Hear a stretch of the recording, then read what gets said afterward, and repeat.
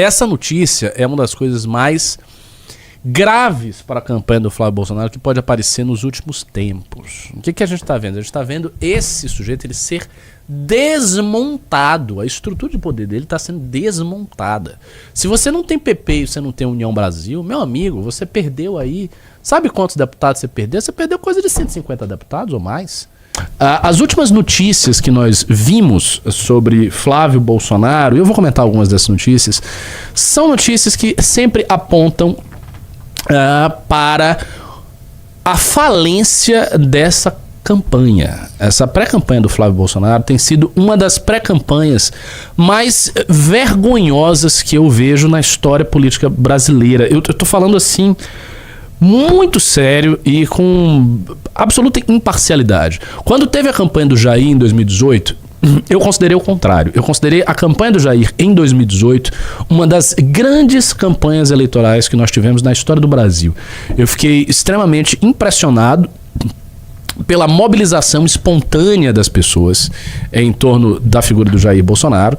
Lá na Bahia, que eu acompanhei muito bem, assim, no detalhe, eu via as pessoas indo até os comitês dos candidatos a deputado federal e eleitoral da Bahia, associados ao Bolsonaro, e as pessoas, elas voluntariamente pegavam material que tinha, sempre era um material casado, né? Você tinha a cara do deputado federal e a cara do presidente, algumas coisas do Bolsonaro, as pessoas iam pra lá e elas pegavam aquilo ali e elas distribuíam sozinhas, elas faziam outdoor, elas se engajaram muito na campanha de 2018 e foi uma coisa muito bonita de ver, porque foi uma campanha super barata, a campanha do Bolsonaro, e que conseguiu furar o que até então se entendia na política brasileira como sendo a regra de ouro. Qual era a regra de ouro? A regra de ouro é o seguinte: você não consegue nada se você não tiver a máquina. Então todo mundo falava, não, você tem que ter a máquina, porque a máquina... Leia-se a máquina. O que é a máquina? A máquina é basicamente aquela pirâmide eleitoral em que o presidente tem um monte de governadores na sua mão, que tem um monte de prefeitos na sua mão, que tem um monte de deputados na sua mão, que tem um monte de vereadores na sua mão, e os vereadores têm lideranças comunitárias na sua mão. Você tem uma pirâmide eleitoral e essa pirâmide é toda alimentada por dinheiro. É dinheiro de fundo eleitoral, dinheiro de fundo partidário, é dinheiro de propina, é dinheiro de desvio, eles vão irradiando, é dinheiro de emenda, eles vão irradiando nessa pirâmide e isso é a máquina. Então, se acreditava até 2018 que um candidato sem a máquina, ele não podia vencer, ele simplesmente ia chegar na campanha e ia ser desidratado. E eu conversei com grandes publicitários na Bahia, um dos maiores de todos, que foi o braço direito do João Santana, que foi publicitário do Lula, e ele me disse com todas as letras, não vou dizer quem é, mas ele disse com todas as letras: quando chegar lá, o Alckmin vai tratorar, porque o Alckmin tem obra pra caramba, ele tem a máquina, não sei o quê. Ele falava isso e tomava a minha opinião, como alguém que acreditava que o Bolsonaro ia vencer, como a opinião de um leigo, né? Pô, tem esse moleque aqui que nem sabe nada de campanha, eu sou publicitário, altamente renomado, tô dizendo que a campanha do Alckmin vai atropelar, ela vai atropelar. Não atropelou, né? A gente viu justamente o contrário. A campanha do Alckmin foi atropelada e a campanha de Bolsonaro em 2018 ela foi uma campanha brilhante. Ela teve um vigor extraordinário. E eu falo isso, eu enfatizo isso para dizer que a minha posição não é parcial. Eu não estou dizendo que a campanha do Flávio tá uma merda porque é o Flávio. Não, ele poderia ser o nosso inimigo, nosso adversário, e fazer uma campanha boa. E dizer, pô, realmente, o cara tá acertando aí, tá fazendo uma campanha boa. Mas não tá. Mas absolutamente não tá assim, tá uma vergonha. As notícias que a gente tá vendo é treta familiar, confusão lá com a Michelle, gente dançando, aí tem um gordo, eu vi esse gordo dançando na minha timeline, tipo, dezenas de vezes.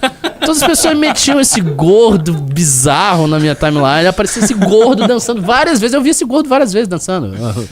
O gordão lá. Olha aí, ó quem chegou, ó quem chegou. Nossa, meu! Tá gigante, tá feio.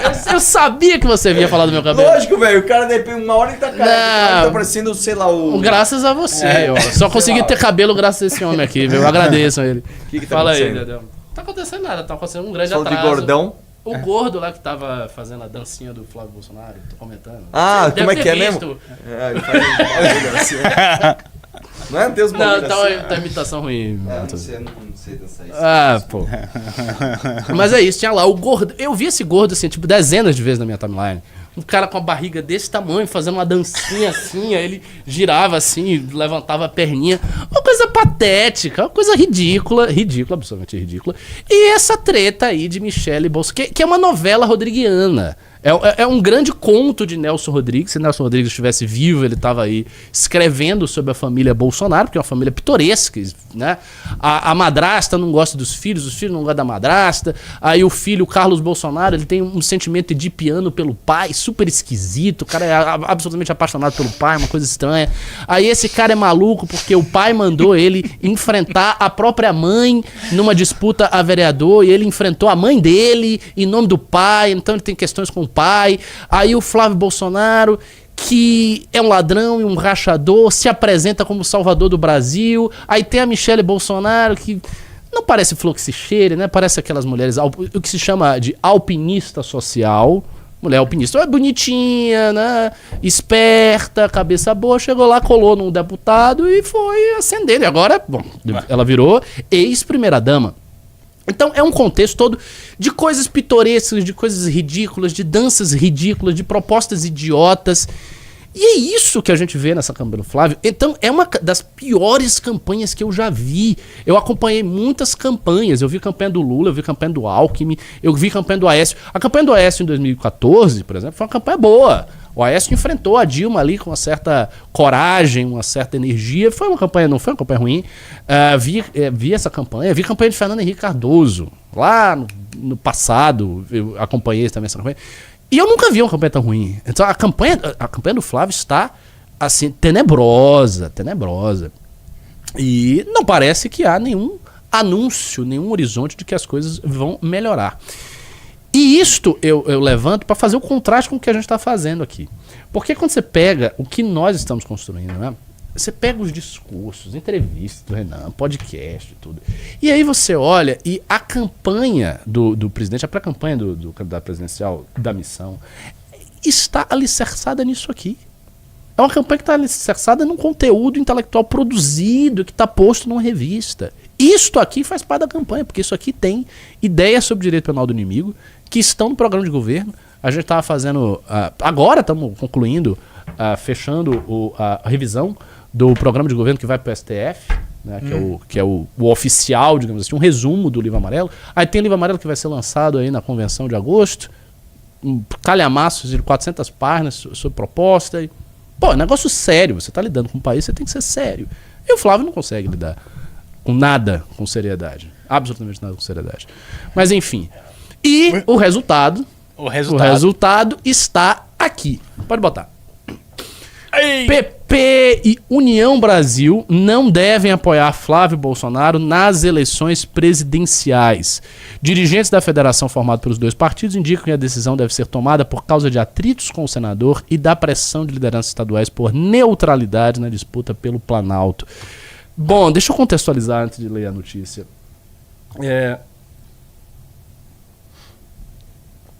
Um minuto. Essa notícia é uma das coisas mais graves para a campanha do Flávio Bolsonaro que pode aparecer nos últimos tempos. O que a gente está vendo? A gente está vendo esse sujeito ele ser desmontado. A estrutura de poder dele está sendo desmontada. Se você não tem PP e você não tem União Brasil, meu amigo, você perdeu aí... Sabe quantos deputados você perdeu? Você perdeu coisa de 150 deputados ou mais. Não, 150 não chega a 150, mas você perdeu coisa de mais de 100 deputados. É gigantesco aquilo que você perde, e isso é uma continuidade da pressão que o Ciro Nogueira já estava exercendo. A gente fez aqui algumas lives nas quais eu comentei a postura do Ciro Nogueira. Ele tinha passado vários recados para o Flávio Bolsonaro, eu estava passando esses recados para o Flávio Bolsonaro, e o que ele queria dizer era basicamente o seguinte: ô meu amigo Flávio, você tem que cuidar aí do meu lado também. Você não pode querer se livrar de mim para se defender em relação às acusações que estão lhe fazendo do Vorcaro e deixar os seus amigos, os seus aliados a ver navios. Então ele deu um recado muito claro pro Flávio Bolsonaro. Ele ameaçou o Flávio Bolsonaro exatamente disso aí que vocês estão vendo. E a coisa está se confirmando. E ele simplesmente não consegue levantar. E é isso. Tem umas pessoas falando o quê? De que o pessoal está desanimado com o Brasil da Copa. Não vamos falar sobre o Brasil. O Brasil da Copa é uma coisa que me deixou triste. Eu torci muito pro Brasil, fiquei bastante chateado com o que aconteceu lá, né? Mas depois O começo. 400 páginas não é calhamaço. Pô, pra quem não tem proposta nenhuma, é calhamaço, amigo. São 400 páginas de proposta. Nós temos 400 páginas de proposta definitiva, fora mais de 1000 nos 6 fascículos. E isso indica a seriedade do projeto. Seriedade do projeto. Ao passo que o Flávio está literalmente sendo... ele está sendo desmilinguido, ele está sendo desmontado, desconstruído em praça pública. Vou ler aqui a notícia um pouco. A federação formada pelos partidos União Brasil e Progressistas não deve apoiar a pré-candidatura do senador Flávio Bolsonaro à presidência da República. Sem uma aliança nacional, a tendência é que os diretórios estaduais das legendas tenham liberdade para apoiar o candidato que consideram mais conveniente em cada estado. A decisão foi influenciada por desgaste na relação entre Flávio e dirigentes da federação dos últimos meses, além da pressão de lideranças estaduais pela neutralidade da disputa no Palácio do Planalto. O que é essa pressão das lideranças estaduais do PP? Eu vou te dizer em relação, por exemplo, à Bahia. O PP tem uma força enorme na Bahia. Quem comanda lá o PP na Bahia é um deputado chamado Cacá Leão. Nós temos um ex-MBL que está no PP, né? que não vai sair do PP, que, enfim, era melhor nem ter comentado desse jeito, mas ele está lá no PP. E o PP é uma força política na Bahia, assim, muito expressiva. É um partido que tem bastante dinheiro, um partido que tem gente eleita e tudo mais. O PP vai querer apoiar Flávio Bolsonaro, sendo que ele está com uma distância agora de 7, 8, 9% de pontos percentuais de intenção de voto nas pesquisas? Não vai. Não vai. Porque ele não quer se queimar, porque ele já acha que o Lula vai ter uma votação estrondosa na Bahia e não vai querer ficar segurando o caixão de um presidente que não tem voto na Bahia. Então as lideranças estaduais elas começam a se insurgir contra. Se você não tem uma firmeza no seu acordo na liderança nacional, você não tem nada. E é isso o que está acontecendo. O Flávio ele está simplesmente perdendo o controle da sua campanha. Isso pra gente é maravilhoso, é uma notícia incrível, mas só me preocupa um pouco porque favorece muito diretamente o PT, né? Evidentemente.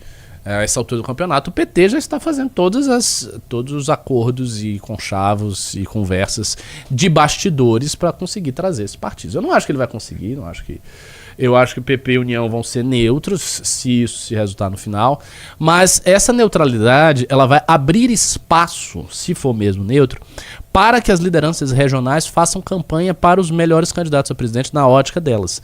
Então não é impossível, se o PP não apoiar o Flávio, que o PP da Bahia apoie o Lula, que o PP esteja com o Lula na Bahia. Isso não é impossível. E isso, assim, isso reforça muito o palanque eleitoral do PT. Então, o que o PT quer e o que ele pode obter desse imbróglio é uma série de palanques eleitorais regionais, especialmente no Nordeste, para deixar o Flávio lá embaixo. A gente, em uma live aí, nós reagimos a uma pesquisa que mostrava que o Renan estava muito próximo do Flávio em um estado no Nordeste. E isso é um sinal do nosso excelente trabalho, mas também é um sinal do trabalho fraco do Flávio. E é isso que o PT quer. O PT quer palanques regionais que lhe sejam favoráveis nos estados que o PP tem força.